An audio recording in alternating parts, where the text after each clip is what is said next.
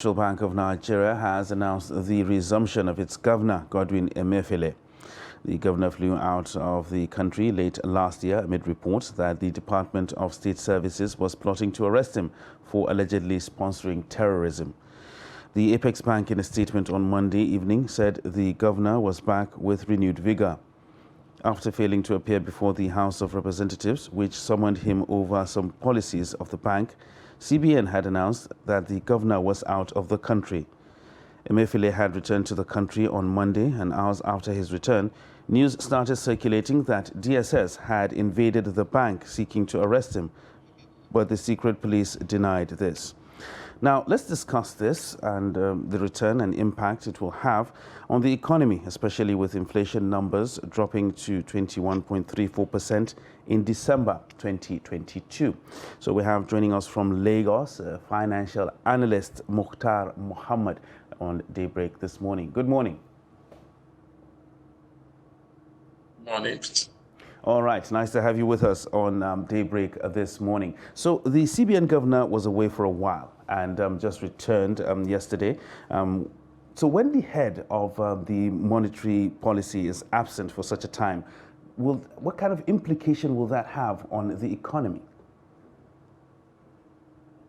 Well, ordinary shouldn't have any implication because the CBN is not the CBN that should run without the CBN governor. That's why you have the deputy governors. We have about 3 deputy governors. So definitely, I was not worried about that. The only worry was because they are attaching the CBN to one man to be the personality of the CBN becomes Emefiele. I think for that it's not right because we should be driven towards driving our institutions, not building strong men. So for me, I'm worried because MPC was going as planned. If you remember, when the Senate the Senate or the House of Representatives insisted that he has to come, they had to get the deputy governor, Ms. Tasha Ahmed, and she was there and she did very well also by answering questions from the legislators. So for me, I wasn't worried at all. I just feel that the CBN is bigger than the Emefiele. Emefiele will still leave the CBN, will have another CBN governor once his tenure is definite. I wasn't worried about that. All right. Well, the central bank governor has been in the eye of the storm since the announcement of the new policies of the central bank, specifically the withdrawal policies and even the new Naira note redesign and the rest of them. Do you think that it has anything to do with that, some of the travails that he has had to pass through since the announcement of these issues? I mean, having the DSS, parading around the CBN and his office and the rest.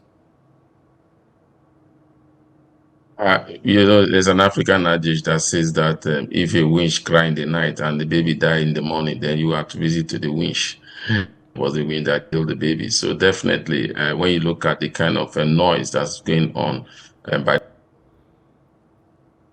that the issues have actually affected them.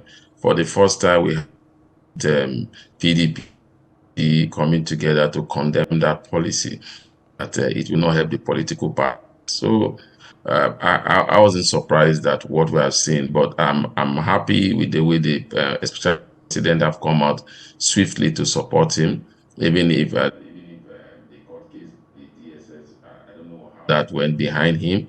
And I thought for that alone, we should have been having the director being questioned by the presidency.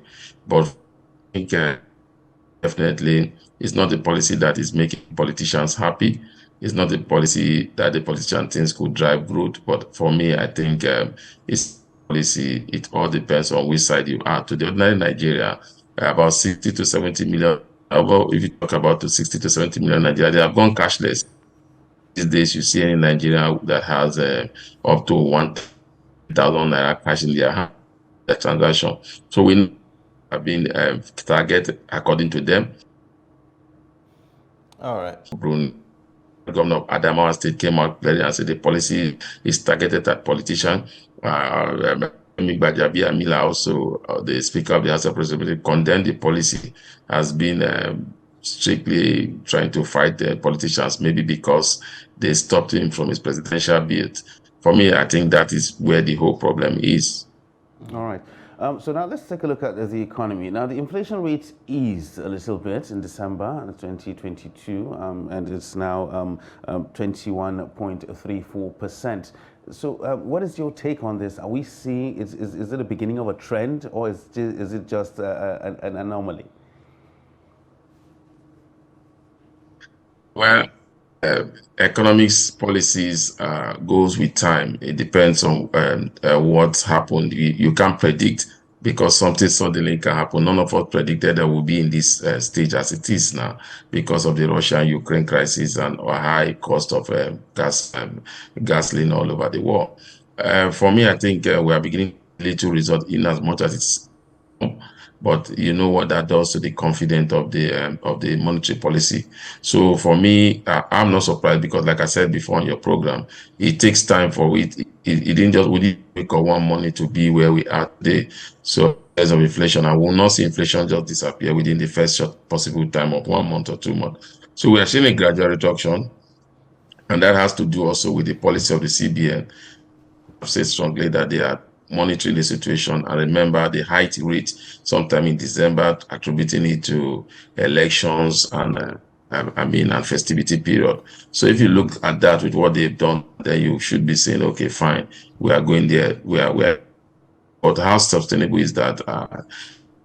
Factors we remember that we are battling a lot of fuel scarcity now since December, especially in Lagos, which is the major commercial city of Nigeria. So those may begin to affect those numbers comes January, in January, and also in the first quarter. Okay. Now, the monetary policy will be meeting next week. Are we likely to see the central bank tinkering with the current rate as we have it at the moment, especially considering the fact that we've seen a slowdown in consumer price index? Right.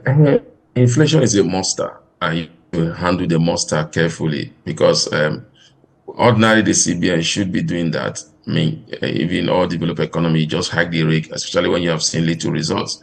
But again, this physical side, which is the executive arm, should be doing something also to alleviate the suffering of the ordinary Nigerian. I think that's where the challenge is.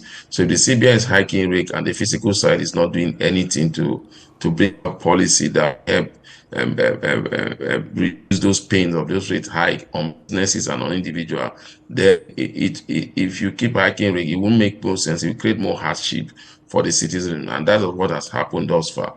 So I believe that if CBI is raising rate, hiking rate, I expect them to do the physical side to be trying to do something at the moment. But unfortunately, I don't expect anything for the physical side because governors are taking the backseat now, and we're in an election year. So definitely, it will be hard if that rate. It tells on businesses we might get a lot of people being unemployed. But again, the CBN is monetary policy, and the physical side need to do this. If the physical side are able to come up with a policy that would business, and then how to policy that will help household, then definitely we could see those rate hike come, and then the effects will not be hard hit on Nigeria. But if we see only the rate hike and we are not seeing anything to cushion it from the physical side, we'll continue to see those problems.